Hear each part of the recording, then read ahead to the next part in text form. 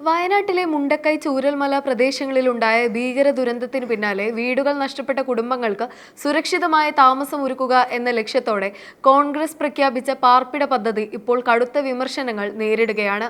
പ്രതിപക്ഷ നേതാവ് വി.ഡി. സതീശൻ ഉയർത്തിയ അവകാശവാദങ്ങൾക്കെതിരെയാണ് ഇപ്പോൾ പുതിയ വിവാദങ്ങൾ പുറത്തുവന്നിരിക്കുന്നത്. ദുരന്തത്തിന് ശേഷം ജനങ്ങൾ വലിയ പ്രതീക്ഷയോടെ കാത്തിരുന്ന പദ്ധതിയായിരുന്നു ഇത്. പക്ഷേ പുരോഗതി കാണാത്തത് നിരാശയുയർത്തി. ഫെബ്രുവരി 26-ന് വലിയ രാഷ്ട്രീയ പ്രാധാന്യത്തോടെയാണ് പദ്ധതിക്ക് തുടക്കം കുറിച്ചത്. രാഹുൽ ഗാന്ധിയും പ്രിയങ്ക ഗാന്ധിയും ചേർന്ന് കുന്നംപറ്റയിൽ ഭവന പദ്ധതിക്ക് തറക്കല്ലിട്ടു. ഇത് ഏറെ ദേശീയ ശ്രദ്ധ നേടിയിരുന്നു. എന്നാൽ ആ കല്ലുപോലും കാണാനില്ലെന്നതാണ് മറ്റൊരു കാര്യം. 6 മാസത്തിനുള്ളിൽ 100 വീടുകൾ പൂർത്തിയാകും. ആദ്യഘട്ടത്തിൽ 50 വീടുകൾ പണിയും. ഇതായിരുന്നു അന്ന് കോൺഗ്രസ് നേതാക്കൾ നൽകിയ വാഗ്ദാനം. ഇത് ദുരന്തബാധിതർക്കായി വേഗത്തിലുള്ള പുനരധിവാസം ഉറപ്പാക്കുമെന്ന പ്രതീക്ഷ ജനങ്ങളിൽ സൃഷ്ടിച്ചു. വി.ഡി. സതീശൻ പറഞ്ഞതനുസരിച്ച് ലീഗ് വക 100 വീട്, കോൺഗ്രസ് വക 100 വീട്, രാഹുൽ ഗാന്ധി വക 100 വീട്, അപ്പോൾ തന്നെ 300 വീടായി. ഇനിയൊരു 100 വീടല്ലേ എന്നായിരുന്നു. പക്ഷെ 1 മാസം കഴിഞ്ഞിട്ടും സ്ഥലത്ത് യാതൊരു നിർമ്മാണ പ്രവർത്തനവും തുടങ്ങാത്തത് വലിയ ചോദ്യങ്ങൾ ഉയർത്തുന്നു.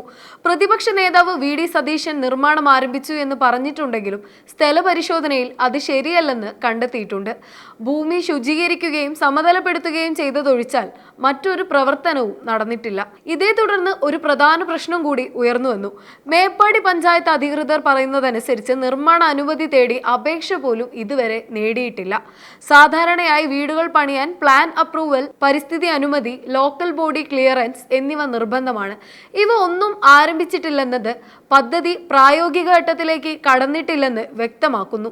കുന്നംപറ്റയിൽ ഈ ഭൂമി ആദ്യം വാങ്ങിയപ്പോൾ വലിയ രീതിയിൽ വൃത്തിയാക്കിയിരുന്നു. എന്നാൽ ഇപ്പോൾ അത് വീണ്ടും ഉപേക്ഷിക്കപ്പെട്ട നിലയിലാണ്.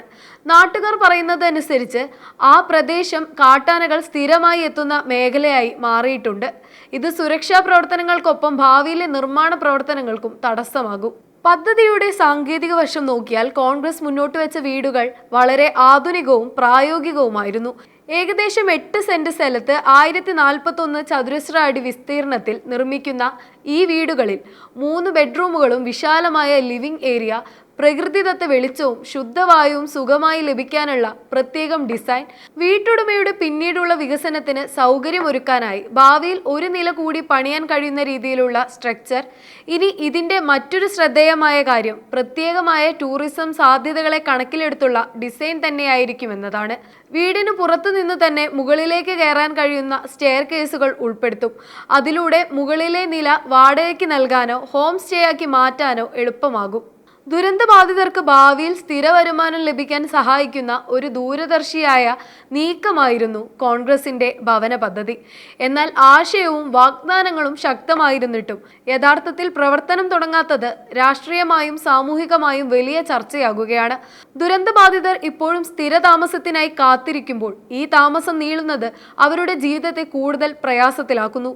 ഇനി പദ്ധതി വേഗത്തിൽ നടപ്പിലാകുമോ, അല്ലെങ്കിൽ ഇത് മറ്റൊരു രാഷ്ട്രീയ വാഗ്ദാനമായി മാത്രം മാറുമോ എന്നതാണ് എല്ലാവരും നോക്കി കണ്ടുകൊണ്ടിരിക്കുന്നത്.